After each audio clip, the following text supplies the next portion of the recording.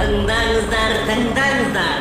Құз төресі бүркіт жан-жануарлар арасында өтетін қазақша күрес сайыста шақырады. Сайыста жеңіп шыққан балуанға арнаған арнайы сыйлық бар. Бұл сайыста қазақ даласының түкпір-түкпірінен келген балуандар күш сынасады. Қанекей кім күштеген? Тыңдаңыздар.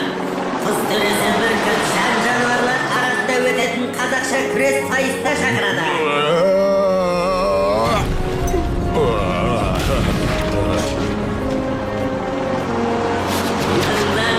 Тыңдаңыздар.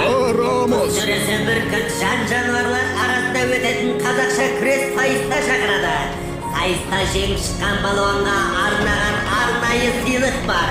Күштілер мен епсілер жиналатын бұл сайыста қазақ даласының түкпір-түкпірінен келген балуандар күш сынасады. Қанекей кім күштеген?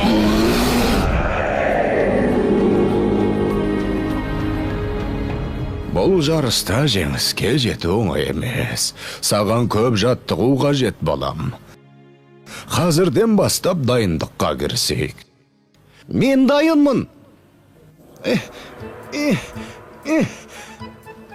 Төзімді бол. Бұл да балуанға аса қажетті қасиеттің бірі.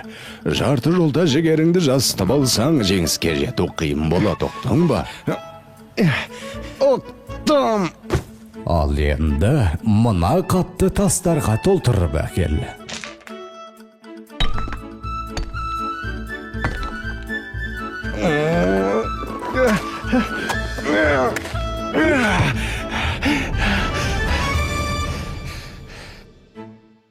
Ата, қапшық толы тастың күреске не қатысы бар? Керек тастың ауырлығы жоқ деген балам. Неғұрлым жаттығуда қиын болса, сайыста оңай болады. Алдыңда сенен салмағы басым, қарсыласың тұр деп есепте.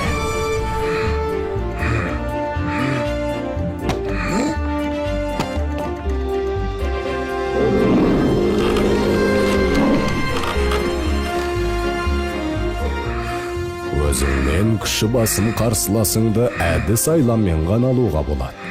Мысалы, анда қарашы.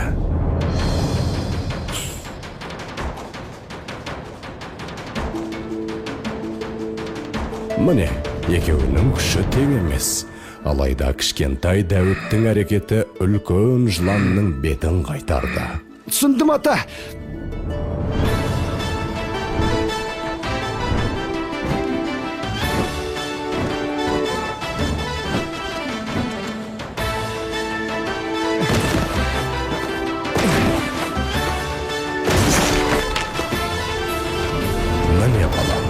Сен сайысқа дайын болдың.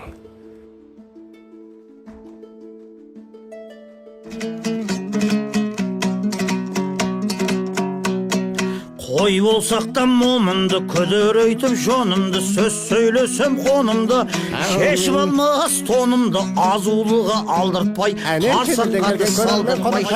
Қазақтың ұлттық тағамы қымызды сүйсіне ішіп отыр. Әсіресе Африкадан келген мүйіз тұмсық кесеге қайта-қайта қол созуда. Ас болсын, мырзалар. Oh yes, комаз, very good. Арқар мүйіз қайрап ап қасқырға шабыр мекен біз. Бұл жарысқа қазақ даласының түкпір-түкпірінен келген ең мықты балуандар қатысып отыр. Осы күрес сайысын біз жеңімпаз балуанның атымен атауды ұйғардық. Күш атасын танымас деген. Бәріңізге де жеңіс жолында сәттілік тілейміз.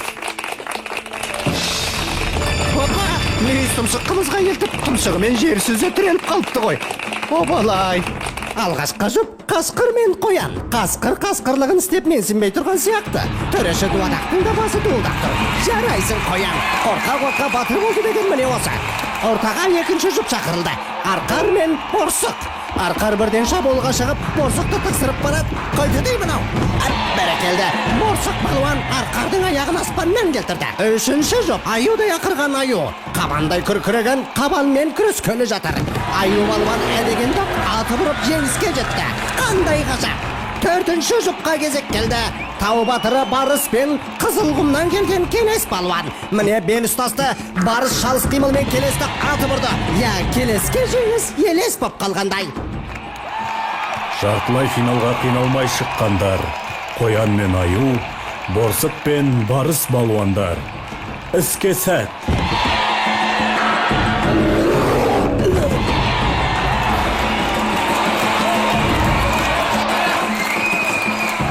Міне көптен күткен ақтық сайыс келіп жетті. Орман алыбы аю балуан мен тау батыры барыс балуан. Кім жеңеді? Бүкіл қазақ даласы көз тігіп отырған бұл сайыста қай балуанның күші басым болар екен. Жайқын күш иесі аюдың темірдей құрсауынан барыс ептілігінің арқасында тағы да сытылып шықты. Аю қалай лақтырса да барыс аяғынан тік түсуде.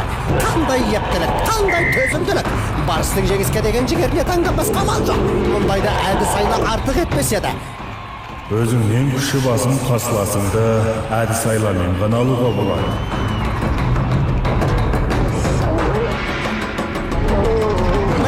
Барыс елін таубаюды алып ұрды. Таза жеңіс, ғажақ. Міне жеңімпаз да анықталды. Барыс балуанның құрметіне бұл сайысымыз ендігі жерде Қазақстан барысы деген атпен өтетін болады. Құттықтаймыз. Жарайсың балам. Сен қазақша күрестің мәртебесін тағы да бір көтеріп тастадың. Ұлттық күресіміздің абыройын асқақтата бер.